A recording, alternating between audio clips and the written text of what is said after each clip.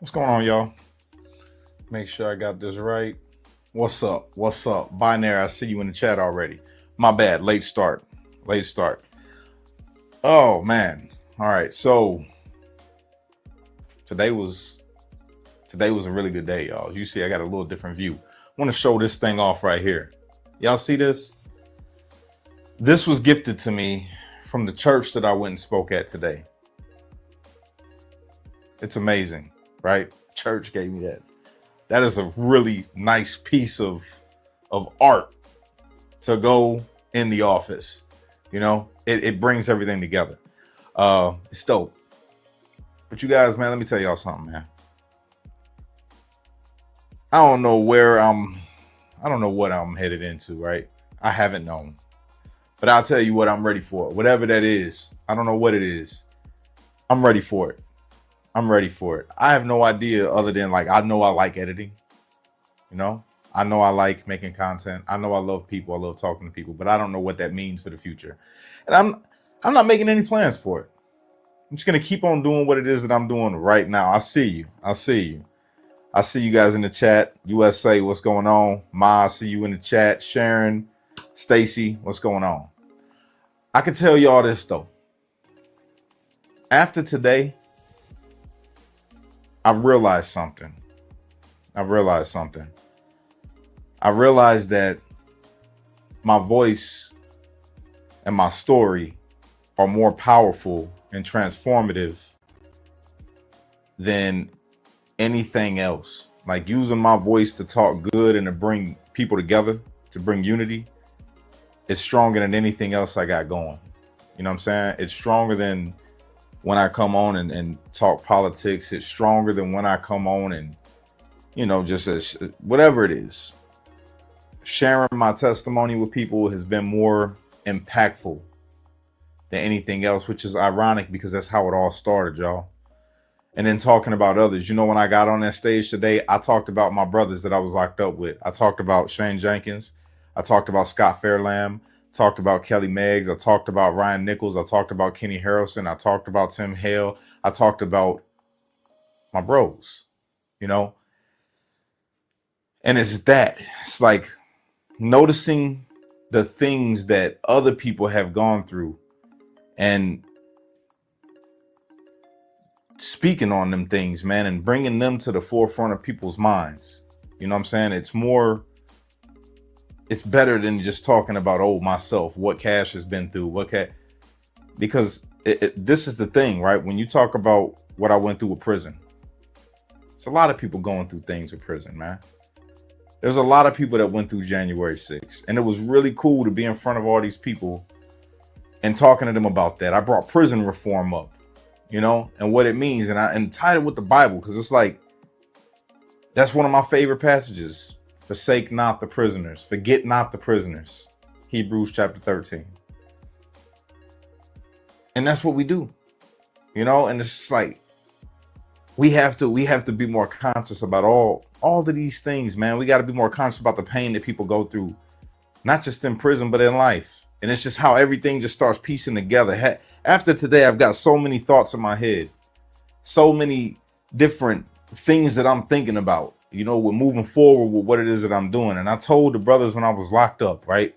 All these men that I've met along the path of the prison, being in prison, I told them, yo, when I get out, man, I'm going to advocate for prison reform. There needs to be federal oversight. My man BT, when I was locked up with him in Louisville, and not Louisville, in Lexington, he said, Cash, this brother, he's a gangster, right? He goes, Cash, bro, you got to promise me, bro, that when you get home, you're not going to forget about everything that we done gone through inside of here.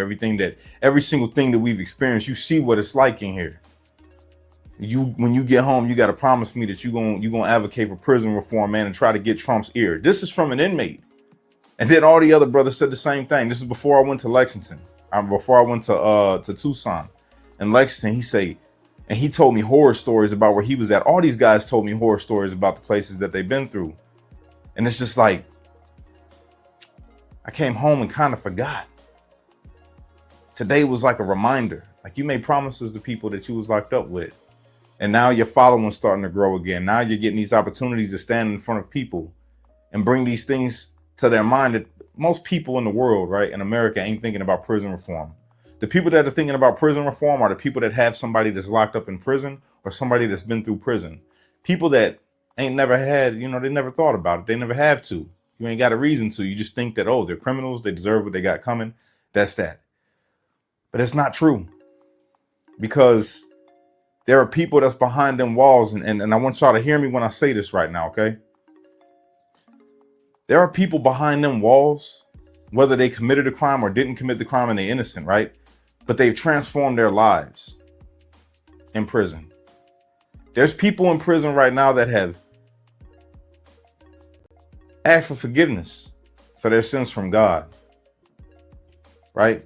That can't escape the judgment that they have, while they're in prison, on top of the sentence, because that's the punishment. You're in prison, right? But there's so many things that happen to you when you're in prison. There's good men in prison right now that they've given their life over to God. Like they're at service every Sunday. They're reading their Bible. They ain't partaking in the drugs. They not partaking in the gambling. They not doing none of that. These are believers. So that verse in the Bible where he says, forsake not the prisoner. I think that's why, in my mind, that's how I take it. It's because God knows that at that time when that was written, they were going through persecution. Believers were being thrown in prison because they were considered criminals because of their beliefs, believing in Christ. And if you translate that into modern day, yeah, there's people that deserve to be there, right? But what about the people that Paul, Peter, all the apostles, when they got locked up and went through the prison system of their time, transformed lives inside of there. And then people became believers. And God said, yo, you forgiven for your sins, right? But now they still in there and they have to still deal with that same world. Forsake not the prisoners. We got to be the ones, man. We got to be the ones encouraging these brothers that's behind the walls. Deeper than that, right? It reminded me of that, but even deeper than that, being out here in the world, all of us living outside here in this world that we live in. I want you to be conscious of this moving forward, man. The media, they are not just enemies of the people, because that's what they are for sure. We all know that. The media is an enemy of the people, but deeper than that, the media is an enemy of God's people. You hear me? The media is not just an enemy of the people. We think about politics all the time when we think about the media, but I'm thinking bigger than that. The media is an enemy to God's people. Why do I say that? Because I want you to think about the pastors that they put in front of you, that they elevate, right? That they show you. I want you to think about the TV shows that they put in front of you, what they promote. I want you to think about the commercials. I want you to think about the radio. I want you to think about the music that comes through. I want you to think about the podcasts that are popular. I want you to think about all the different things that the media does, the newspapers and I want you to think about it all. And remember that these people are an enemy to people that are trying to live right, because they stay promoting what's wrong. And you ain't got to be religious to see that. And I'm not religious, right? I love God and I read, and that's my thing. I'm not a religious guy, and I'm not going to pretend to be religious, but I love God. And the more that I read this Bible, I'm telling y'all, the more my eyes is being open to some things, man, and just seeing like there's so much going on in this world, and they got people all the way messed up. Yeah, January 6th, that's horrible. What they did to us, it was horrible. They set people up. But it's deeper. It's deeper than that. What kind of people did they set up? Really think about it. What kind of people did they set up? Every single person that I met from January 6th has some form of faith or identifies as some form of Christian. And they persecuted these people. They persecuted us, man. Now you could say, well, they did it because of politics, but what does the politics that we think about when we think about, like, we use it being a conservative? You think about God. A lot of conservatives, most conservatives that I've met have faith. They have faith. And I feel like that's another reason why they persecuted a lot of us from January 6th. Think about the punishments that they put us through when we was in DC DOC. Denied us visitations from our family. Wouldn't let us have communications with them outside of a phone call or a tablet. Psychological torture with you can't get a haircut. You got to look like a homeless person, basically. We want you to look like the worst version of yourself. Denied us that. It doesn't get talked about a lot, but they would intentionally bring like the Final Call newspaper from the NOI, Nation of Islam, and leave it out there for people that they know it wasn't nobody that was a part of the Nation of Islam in there. It was a bunch of white guys. I mean, calling them devils. They denied us religious services while we was in there. Unless you was Muslim, like me, I got to go talk to the imam. I told him I was Muslim so I could go have a religious service. And that's when I practiced Islam in there a little bit, to be honest with you. And again, though, they all persecuted people of faith. The media is an enemy of God's people. The media told them that everybody in there was a terrorist, white supremacist, evil, all of that. The only way, I'm saying all this to say this, man. Only way for us to really be to do battle with the media, you got to figure out which side of the fence you stand on inside yourself, right? Because it's deeper than the politics. Conservatives got it right in the sense of keeping faith involved in their political decisions. But they lack the compassion towards talking to the people on the other side of the aisle that may have their faith in common with them. You got Democrats that say that they're Christian, that say that they believe in Christ, that are just like us, right? But we won't even have a conversation with them because we're so politically divided. We think that this is what we've done. Conservative equals God and Christian and everything that's right, and liberal equals bad, devil, and everything that's evil. Couldn't be further from the truth. You have people in this country, man, that just want togetherness. They want unity, that have been so messed up and misled by the media because they want you to think that the conservatives hate black people. All the liberals promote giving kids puberty blockers. Just everything that's bad, that we think. That's what pops into our mind when we think liberal. I'm guilty of it, right?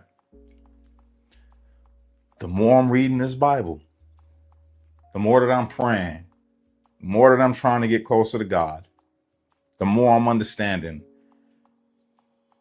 none of it has anything to do with it. Like, yeah, you could kind of say that a liberal has an idea, the ideology of more of what we say is wrong. But when you try to connect with that person as a believer and you say, well, hold on, brother, you liberal and but we both believers, right? Yeah, well, you part of the church as far as you're a believer. Yeah, you got the Holy Spirit. Yeah. Okay, well then, brother, wow. If you profess in this faith, then how could you support this? Because right here in this Bible, this is what it says about this particular thing. How could you support that? You see, it's commonality. You just get common ground with somebody when you introduce it just like that. And you say, bro, why don't we put our faith? Why don't we put our faith above our politics? Let's start there. I don't want to talk to you as a conservative, and I don't want you to talk to me as a liberal. Let's talk together as believers, because that's the thing, right? The first mandate that we got is what? Go out and make disciples of all men, right? So if we got that in common, why don't we start there with the basics of it? You're a believer. How could you support this? And then they can hit you back with the same thing. Well, you're a believer. How could you support this person? And da-da-da-da-da. Well, okay, you're right. That's fair game. Now you got some common ground. Now you talking. You know what I'm saying? The only way to we can save our country and start to heal some of this stuff, honestly, it's gonna take God, man. And the only way that it's gonna be God is you the one that's delivering the message by your actions, by the way that you treat the people that you come in contact with. I'm learning all of this because I'm able to have these conversations with people and really make ground, not on social media. It's deeper than that. Like, yeah, social media is the tool. Like when I go and do a TikTok live, liberals, conservatives, libertarians, Republicans, Democrats, whatever, we are all talking. And you know what they all say? Man, Cash, you're different than all the MAGA people that I know. And you know what I get to tell them? This is what my response has been. And anybody on my TikTok say, well, yeah, that's because it's deeper than the politics, brother. I'm giving you what Christ said. That's why. That's why you think that I'm different. It's not because I support Trump as the president of the United States of America, but deeper than that, brother, because of Christ, I love you. And I'm learning that within myself. That's the way that I need to be. And it's a process. It's not no overnight thing. I still slip up and want to punch people in the face. You know what I'm saying? That's true. I get angry, but learning to control it and then being willing to share it. Then being willing to share this kind of talk, because this is not what I'm used to doing. This isn't what I'm used to doing. And that's the thing too. It's like, that's why I know my lane is speaking. It is social media. This is my lane. And it's not in a box. The same speech that I could go give in a church, I could go give at a rally, I could go give at a school, I could go get, you see what I'm saying? And it's all because I'm trying to, what my sign says right here. Seek first the kingdom of God and his righteousness, and then all things will be added unto you. I'm not no pastor, y'all. I'm not no street dude. You know what I'm saying? I could preach and I could do street things, but I'm not any of those things. You know what I accept that I am? A child of God. I'm trying to make my way. I'm trying to make my way. I'm human and I make mistakes and I can own my mistakes. You'll always see me climb back up when I fall. You'll always see me get back up when I'm down. That's what it is. And I think that's what people relate to. Is seeing the humanity. Seeing the humanity. I'm not no different than you. Got the same bills, the same struggles. Man, hell, I went through prison. I grew up with drugs. I grew up in gangs. I grew up with violence. I grew up with a life that a lot of people that follow me have never experienced. And I think it captivates them a little bit to see like, yo, bro, how you talking like this? You grew up like this, and it even captivates the people that I did grow up with. Them brothers send me messages like, yo, Cash, yo, I'm very proud of you, dog.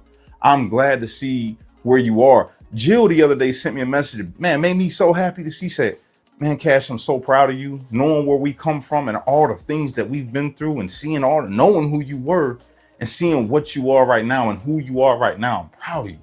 And that gave me such pride, man, to hear that and know that they're watching. The people from my home are watching. The people that watched me do wrong, that could look back and be like, yo, I remember when Cash was, I remember. And now look at him. Brother, I'm proud of you. And say that. And let me, this confirmation to me, like, yo, you're doing right. You're doing right. I think about it all. All my brothers that I was locked up with, January 6ers and beyond, they seen a different me too. They seen a different me than I am right now. I'm excited for the person that I am right now because I got more of it together. I ain't got everything figured out. I don't have everything figured out. I struggle with things, but I'm willing to share that. I'm willing to share my heart. I'm willing to share my struggles with the people. Why? Why am I willing to share everything with everybody? I don't know. That's just what God put on me. I got a platform. That's what it comes down to. I got a platform and I'm trying to use it in the right way. You know, if I feel something's wrong, I'll tell you, I feel this is wrong. These people ain't right over here. But I'm telling y'all, the more I'm reading, the more I'm realizing these people are the enemy. The media is the enemy of the people and God's people. They're an enemy of the people, even if they don't feel that they're God's people. They ain't trying to help you know that you God's people. I'll tell you that. If you watching me right now, I'm telling you right now, bro, you God's people, whether you're a believer or not, you're God's people. And I say that because, see, bro, I've been through the religions. I was born and raised Christian, Pentecostal. Been a Muslim. Been a Hebrew Israelite. I've been a part of the Nation of Islam. I've studied Buddhism, Hinduism, all the isms. And it led me still full circle, standing right here saying it's God. It's Christ brought me through. And the love that you see in me and the spirit that you see me having, it's not my spirit, because my spirit is not a good spirit. My spirit wants to tear things up. My spirit wants to put my hands on people when they get out of line. So what you see in me that's good, that's not cash. I'm choosing to listen to the spirit of God that dwells within me. That comes with practicing. It takes practice. People think that you just going to change overnight. You don't change overnight. You don't change overnight. It's a process through practice. I practice not doing the wrong thing. I practice doing the right thing. I practice stopping myself and grabbing a thought and throwing it away. I practice. It's through practice that my relationship becomes more self-explanatory through my actions in this world. It's through practice. Too many people give up. You give up. Give up on yourself. Give up on your goals. Give up on trying. You can't never give up. And I've set that deep inside myself. When I was a kid, when I was going through the system, prison system, when I was coming home from the prison system and I first came home to nothing, my relationship that I thought I was in failed. You know what I'm saying? Found out all kind of crazy stuff. My life was messed up. My credit was messed up. I'm like, how am I supposed to ever? They took my platforms. I'm rebuilding from scratch. Nothing's going to work. I ain't say that. You know what I said? It's all good. God got me. My relationship with God has always been this, but now I'm practicing. When I came home, I wasn't really practicing. When I came home, I was just goal driven. Goal driven. I'm going to make this happen. I'm not giving up. I'm not stopping for nothing. Started practicing. Talking to God. Practicing talking to God. And you say, man, ain't nothing failed, Cash. Ain't nothing failed. Your platforms are gone, not because they took them. I had to take them from you because you got arrogant, Cash. You got arrogant. I gave you a platform back in that time, and you did good with the platform as far as telling the truth, but you got arrogant and prideful within yourself. You started acting better than the people around you because you was getting to travel across the country. You was getting to speak on stages, and you got arrogant. And I did. Y'all didn't see it. People around me seen it. I got arrogant. I got humbled real quick. I got humbled. Everything gone. Everything. Even your freedom. Even your clothes. Take your clothes off. Stand against the wall. Put your hands up. Bend down. Cough. Hold your cough. Talking about demoralized, where you got nothing except your time with God. Now I'm home. Making sure, ain't no arrogance in me. Give all the praise to God, man. Look, God did everything. It ain't cash. I ain't got nothing. The only thing that I got coming to me is what God's going to give me. And I'm grateful for it. The only people that's going to be watching my stuff are the people that God brings here. And I'm ready for it. I'm cool with it. You might never get the following that you had again, Cash. You got to start your YouTube all over. It's never go. Hey, whatever. I'm just going to keep what I got. This is what God left me with. So obviously it's supposed to be here. This YouTube channel is supposed to be here. I'm supposed to be using this YouTube channel. So I'm going to keep it. I'm not going to start a new one. And I'm going to keep on going with this one. Lo and behold, God made it start to grow. Started a new Facebook, started a new Instagram, trying to gear it towards the right thing. And I noticed when I put out the content that is polarizing in a political way, that is demoralizing somebody else or disrespecting somebody else because of their political belief, or if I put something out that's making fun of somebody that's not a part of my community and making fun of the sin that they do because I disagree with it and think it's disgusting, so I make fun of them, Oh yeah, that content does pretty good. Doesn't bring no growth to the channel. Might get a lot of views. People ain't following that. It's just funny. Go ahead, hit the like button. Ha, that was funny. He made fun of the guy that was dressed up like an elf and saying free Palestine. That was hilarious. So let's like the video. But it didn't cause no growth. People didn't say, yo, I want to follow this guy because what he said is real. No, but when I started being real and saying what's real and speaking from my heart in a way that's going to uplift people and bring people together, doing the mission that I know God got for me, is just to bring people together, not judge them, meet them where they at, you know, just be authentically Cash. Well, now all of a sudden my videos are going crazy and it's causing growth.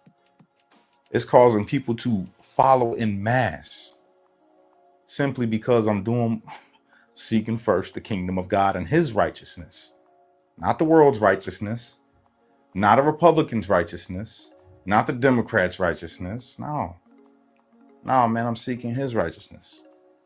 And then things is being added unto me that I didn't even ask for, you know? I don't know. It's just me. You see my little setup's different because I was like, yo, I took the headphones off. I'm like, nah, man, we gonna be raw, just talk. I know people are watching. I don't know how many of you are watching. I have no idea. Can't see the comments, you know? But it don't matter. I got caught up in the numbers. You know how many people fill a room with 100 people? And it looks like a whole lot of people. You know, 1,000 people looks like a lot of people. 10,000 people looks like more, 1 million. The point is you're impacting people. No matter if you think they watching or they're not watching, you putting out a message. I want my message to be from here and meant for those that needed to hear it. So when you make your content, if you're a content creator and you happen to stumble across this video, man, I want you to think about all of it. What's your message? What is it? What are you doing? What are you here to do? What kind of content you gonna put out? Are you proud of it? Deeper than the quality, you know, have great visuals, right? Your sound probably is amazing. But the deeper part of it, are you proud of it? Are you proud of what thought it inspires in the mind of somebody? Are you proud of what it makes somebody feel when they see it? Some of my content I'm not proud of. I'm not proud of what I made somebody else feel with some of the things that I've said in the years that I've been doing this. But I'm conscious of it now. It's like, I'm doing better because you got to. Once you know better, you do better. It's never too late to know better.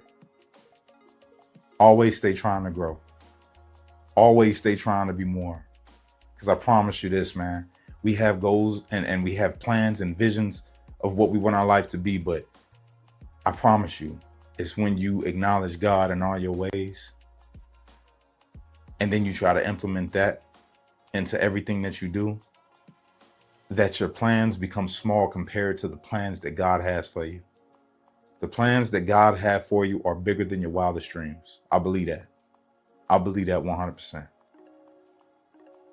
So step into that. That's my advice to you. Step into that. Don't forget about it. Don't count nobody out. Don't count nobody out.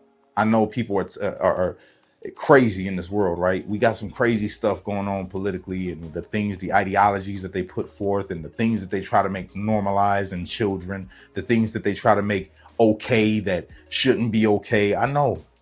I feel you. I feel the disgust the same as you do.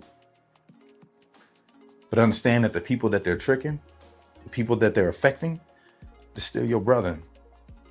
They're still your sister. So even though that thing is disgusting, understand that affects you. They're still your people. They don't think like it and they don't know it. But you know it because you know who you are. You know what you're here to do.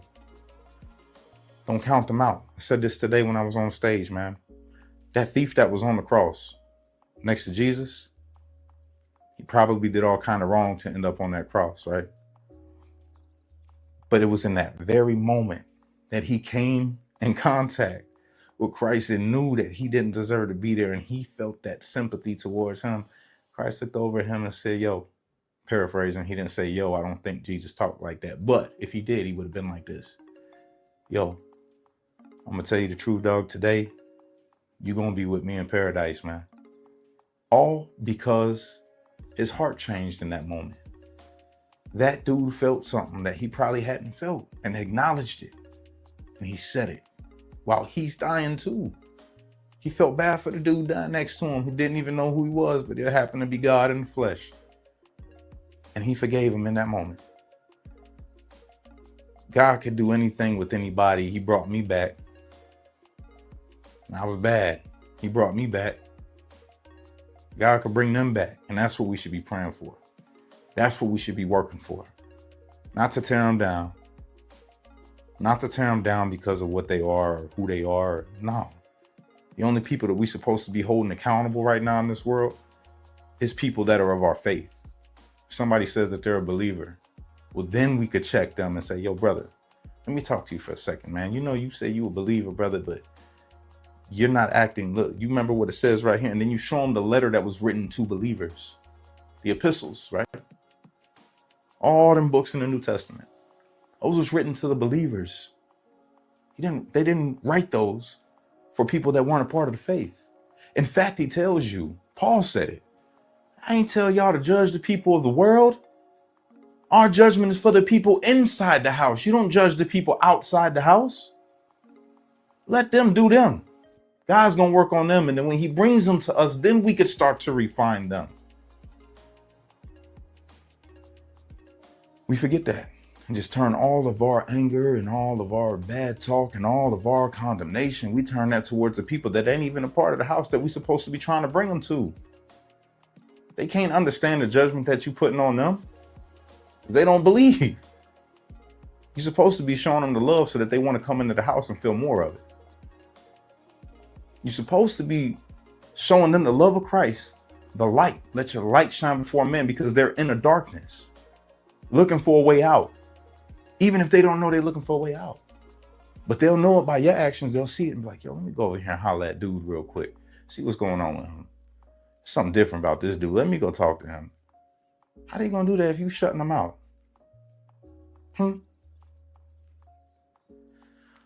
That's just my thought. So with that, yeah, I don't know. I just wanted to come on and talk to y'all for a minute because this is what's on my head. This day has been crazy. You know, this week has been crazy. My thoughts have been crazy. Crazy enough to let me know that, yo, I got to make a change here and keep on walking the way that I'm walking and not make no plans. I'm not making no plans for my future. I have no plans. I don't know. I don't know what I'm doing tomorrow. I know what I'm doing today. I know what I'm doing right now. And that's all I need to know. It's not for me to make a plan about the future. God got something better for me anyway. I ain't making no plan. I don't know what I'm going to be. Don't know who I'm going to be. Don't know what I'm going to be doing. Don't know what I'm going to be speaking at. I don't know. I don't know. God knows. And I'm going to trust that he's the best knower. And he going to let me know what I'm going to do when I'm supposed to do it. But right now, in this moment, in the now, all I want to be is a child of God. Let my light shine before men. And hopefully somebody feels it. And then they're like, yo, I want to talk to you, bro. Can I holler at you? And that's it. With that, I love y'all. I appreciate y'all staying with me as long as you have. I know it's not my typical message. I might lose followers because you know that happens when you start to try to be better, change and stuff. People are like, oh, I don't want to hear none of this God stuff. And let me just unfollow. Okay, I feel that. I understand. I hope you stick around. But this is what I got. This is it. This is what I'm doing. That's what I'm moving forward with. You know, family videos, God, upliftment, motivation. I want to see you win all the way. I want to see you win in life. I want to see you win spiritually after life. That's just who I am. I accept it. I'm running with it. All right. And I love y'all. I appreciate you. Appreciate all of y'all. Oh, no. Unite. Don't fight. Be a street light. It's only you can be the change you wish to see in the world. And when you get too stressed out, you got to remember to pray, America, because without God, everything falls apart. I'm living proof. I've seen it happen in my own life. Okay. Without God, it's a cold, lonely world. You don't need it. You don't want it. Don't go for it.